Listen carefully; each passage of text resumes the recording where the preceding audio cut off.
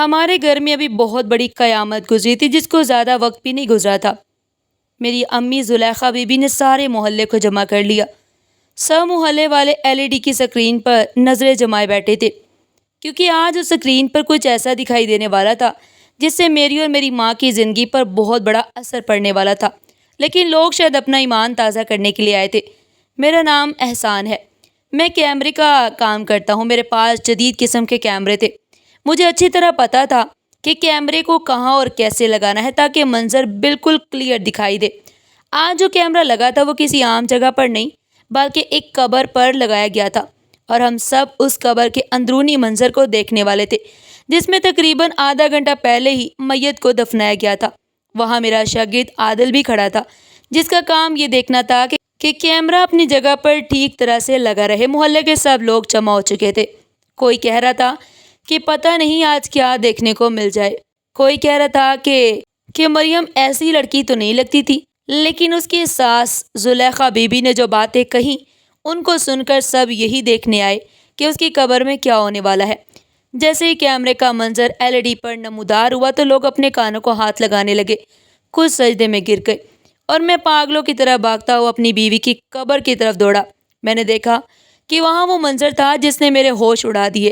مریم میری بیوی تھی، جس سے میں نے پسند کی شادی کی تھی۔ وہ نہایت ہی خوبصورت، نیک، باحیا اور محنتی لڑکی تھی۔ پورے گھر کا کام ہنسی خوشی کرتی تھی، لیکن میری ماں کو وہ بالکل پسند نہیں تھی۔ میری ماں نے میرے لیے کوئی لڑکی پسند کی اور اس کے ساتھ میری منگنی کو 3 سال ہو چکے، مگر میں اس لڑکی سے شادی نہیں کرنا چاہتا تھا، کیونکہ مجھے پتہ چل گیا تھا کہ وہ کسی اور لڑکوں کے ساتھ غلط تعلقات میں ہے، جبکہ مریم قرآن پاک کی حافظہ اور دیندار لڑکی تھی۔ میں نے اپنی ماں کو بتائے بغیر اس لڑکی سے نکاح کر لیا۔ اگر پہلے تو بتاتا وہ ہنگامہ کھڑا کر دیتی۔ نکاح کے بعد جب انہیں خبر ہوئی تو وہ طوفان برپا کرنے لگی۔ انہوں نے مجھے سخت باتیں سنائی، مگر میں نے فیصلہ کر لیا تھا کہ اب میری زندگی مریم کے ساتھ گزرے گی۔ مریم اپنے ساتھ کو خوش کرنے کی ہر ممکن کوشش کرتی۔ وہ ہر وقت کہتی تھی کہ ایک دن امی ضرور مجھ سے خوش ہو جائیں گی، لیکن امی کو شاید اس سے کوئی خاص لگاؤ نہیں تھا۔ ایک دن امی نے مجھے فون کیا اور گھبرا کر بولی، احسان فوراً گھر آؤ، تمہاری بیوی کے کمرے میں غیر مرد ہے اور اس نے اندر سے دروازہ بند کیا ہوا ہے۔ یہ سن کر میں گھبرا گیا۔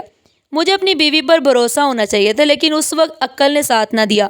میں دیوانہ وار گھر کی طرف بھاگا۔ دروازہ بند ضرور تھا مگر تالا نہیں تھا۔ میں نے جیسے دروازہ کھولا تو مریم نے چونک کر کہا، کیا ہوا احسان، آپ اتنے پریشان کیوں ہیں؟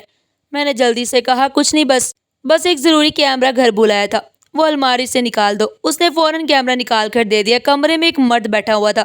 میں نے سلام کیا اور کہا کہ کھانا کھا کے جانا۔ پھر میں باہر آ گیا۔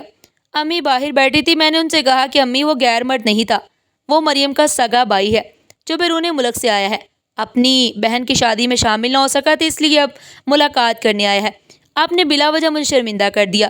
امی بولی، مجھے کیا پتا تھا وہ بھائی ہے، اس نے تو آتے ہی اس کے ماتھے پر بوسہ دیا اور اندر چلا گیا۔ میں نے کہا، امی اگر اس نے ایسا کیا تو طریقہ غلط تھا، مگر اس کا مطلب یہ نہیں کہ اب اسے بد کردار سمجھے۔ رات کو میں نے مریم سے پوچھا کہ تم نے بھائی کا اور امی کا تعارف کیوں نہیں کرایا؟ تو بولی، بھائی نے خود اپنا تعارف کروا دیا تھا۔ جب وہ گھر آئے تو امی سامنے بیٹھی تھی، میں کمرے میں تھی۔ انہوں نے خود کہا کہ میں مریم کا بھائی ہوں، باہر کے ملک سے آیا ہوں، تو میں کیوں الگ سے کہتی؟ اس بات سے واضح تھا کہ امی نے جھوٹ بولا اور صرف فساد ڈالنے کے لیے، لڑائی جھگڑا کروانے کے لیے ایسا کیا۔ مریم ہمیشہ صبر کرتی اور کہتی کہ ماں ہے، آخر ایک دن سب سمجھ جائیں گی۔ وقت گزرتا گیا۔ ایک دن مریم نے خوشی سے بتایا کہ وہ ماں بننے والی ہے۔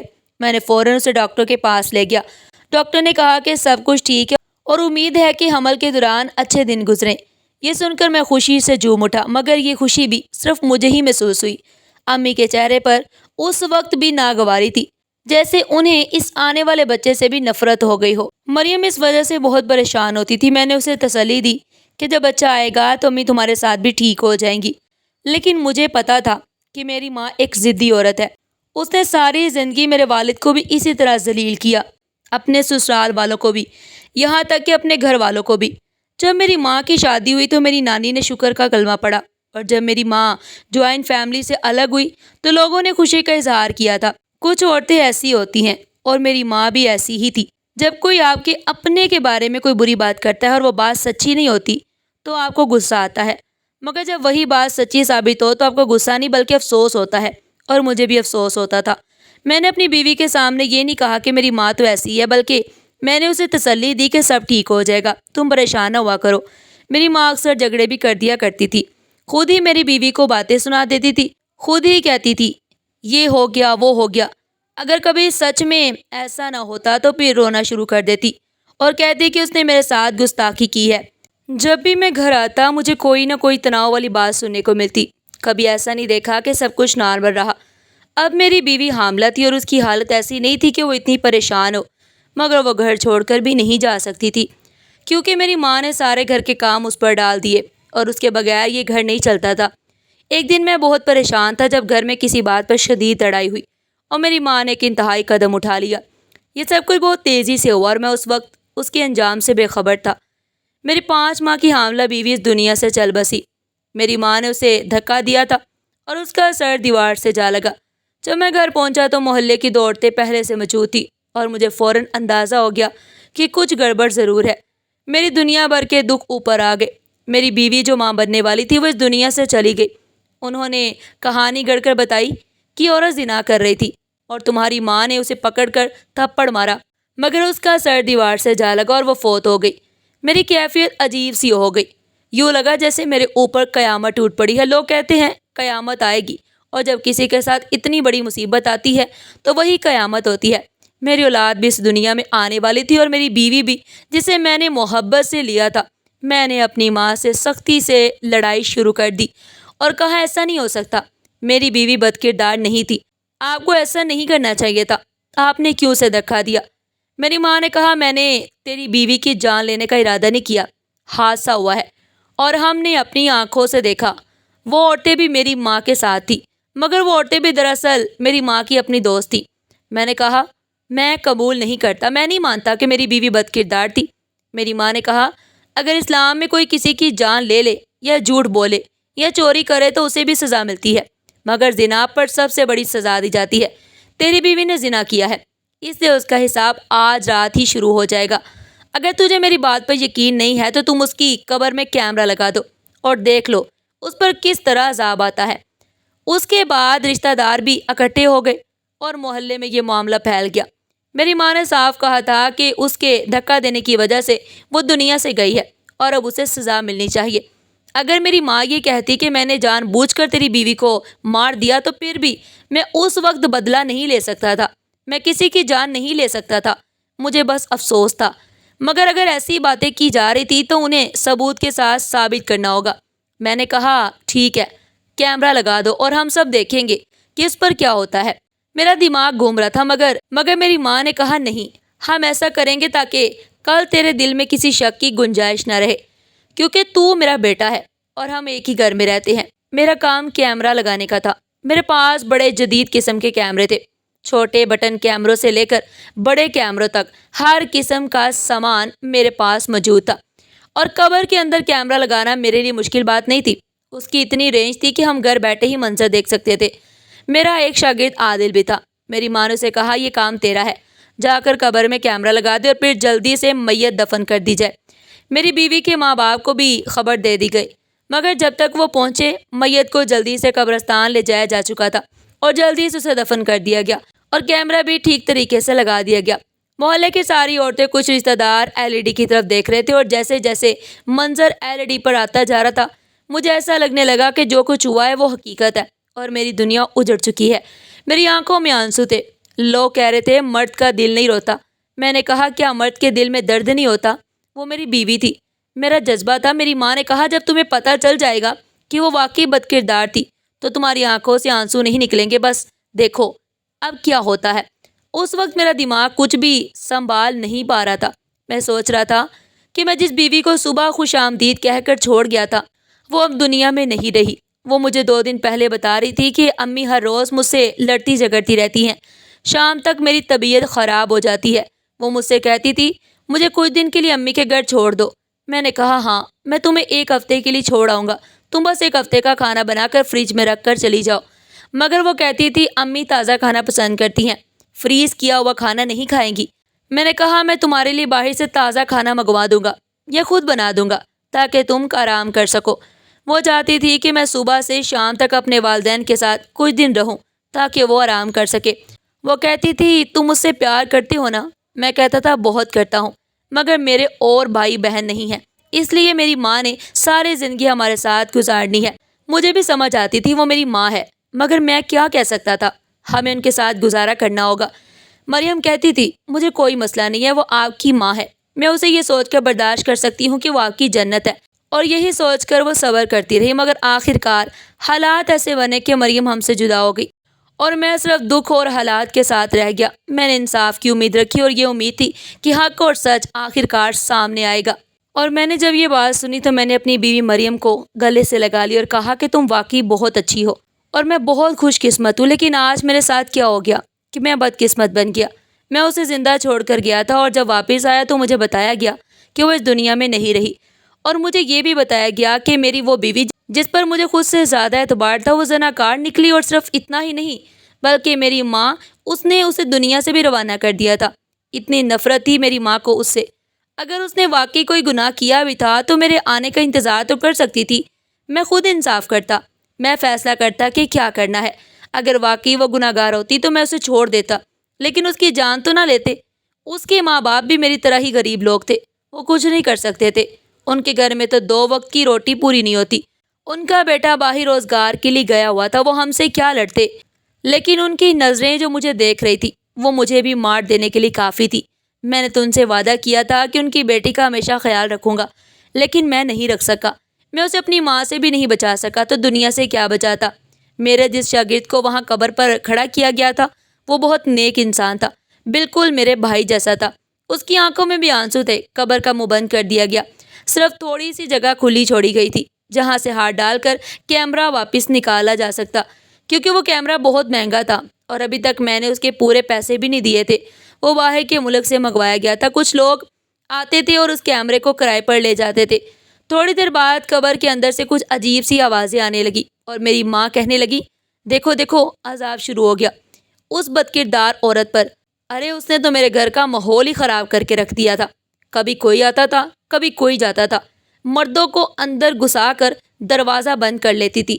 میری ماں کیا کیا کہہ رہی تھی اور اب جواب دینے کا کوئی فائدہ نہیں تھا، کیونکہ میری دنیا تو پہلے ہی لٹ چکی تھی۔ لیکن اچانک لوگوں نے چیخنا چلانا شروع کر دیا اور جب میں نے اسکرین پر منظر دیکھا تو میرے پیروں تلے سے زمین نکل گئی۔ وہ کہنے لگے کہ میت قبر کو باہر دھکیل رہی ہے۔ میں پاگلوں کی طرح بھاگتا ہوا قبرستان کی طرف دوڑا۔ قبرستان ہمارے گھر سے زیادہ دور نہیں تھا، بس 2 گلیوں کے فاصلے پر تھا۔ تبھی تو ہمیں کیمرے کا عکس واضح نظر آ رہا تھا، کیونکہ اس کیمرے کی رینج 50 میٹر سے زیادہ تھی۔ میں اتنی تیزی سے بھاگ رہا تھا کہ میرے قدم لڑکھڑا رہے تھے، میرے گھٹنے جواب دے رہے تھے۔ 2 بار راستے میں گرا، لیکن جب قبرستان پہنچا تو سامنے کا منظر دیکھ کر میں حیران رہ گیا۔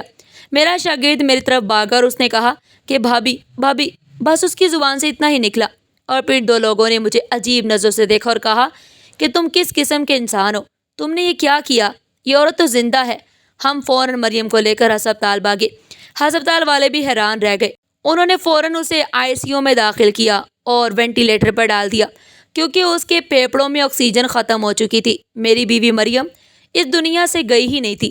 دیوار سے سٹکرانے کی وجہ سے جھٹکا لگا تھا، جس سے وہ گہری بے ہوشی میں چلی گئی تھی، اور میری ماں کو اس بات کا علم تھا، لیکن اس نے اپنی سہیلیوں کے ساتھ مل کر مریم کو قبرستان پہنچا دیا۔ کیمرے میں ہم نے یہی منظر دیکھا کہ اچانک کوئی قبر کھودنے لگا اور وہ میرا شاگرد تھا، کیونکہ اسے اندر سے آوازیں سنائی دی تھی۔ کیمرے کے سوراخ سے تھوڑی سی آکسیجن اندر جا رہی تھی، جس کی وجہ سے مریم ابھی تک زندہ تھی۔ یہ خدا کا معجزہ تھا اور کچھ نہیں، لیکن مجھے نہیں پتا تھا کہ مجھ پر کرم تو ہوا ہے، مگر شاید اتنا نہیں جتنا ہونا چاہیے تھا، کیونکہ غلطی میری بھی تھی۔ جب مجھے پتا تھا کہ میری ماں ایسی ہے اور وہ میری بیوی سے نفرت کرتی ہے تو مجھے مریم کو اس کے ساتھ نہیں رکھنا چاہیے تھا۔ 4 دن تک مریم زندگی اور موت کی کشمکش میں رہی۔ ڈاکٹرز کوئی اچھی خبر نہیں دے رہے تھے۔ میرے پاس جتنے پیسے تھے وہ سب ختم ہو چکے تھے۔ میں مقروض ہو گیا تھا۔ میں نے لوگوں سے قرض لیے تھے، لیکن لوگ بھی میری مدد کر رہے تھے، کیونکہ میری کہانی پورے محلے میں پھیل چکی تھی۔ ہمارے محلے میں ایک بہت امیر شخص رہتا تھا، اس کا نام سونا تھا۔ کہا جاتا ہے کہ اس کی جوان بیٹی اور بیوی اس دنیا سے جا چکی ہیں۔ اس کے پاس دولت بے شمار تھی، مگر خرچ کرنے والا کوئی نہیں تھا۔ اس نے کہا کہ میں تمہاری مدد کروں گا، تمہیں پیسے دوں گا، جب تمہارے پاس ہوں تو واپس کر دینا، اور اگر نہ ہو تو مت دینا۔ میرا بچہ اس دنیا سے جا چکا تھا۔ وہ معصوم اپنی ماں کے بطن میں ہی دنیا سے چلا گیا، کیونکہ اس حالت میں اس کی جان بچنا ممکن نہیں تھی۔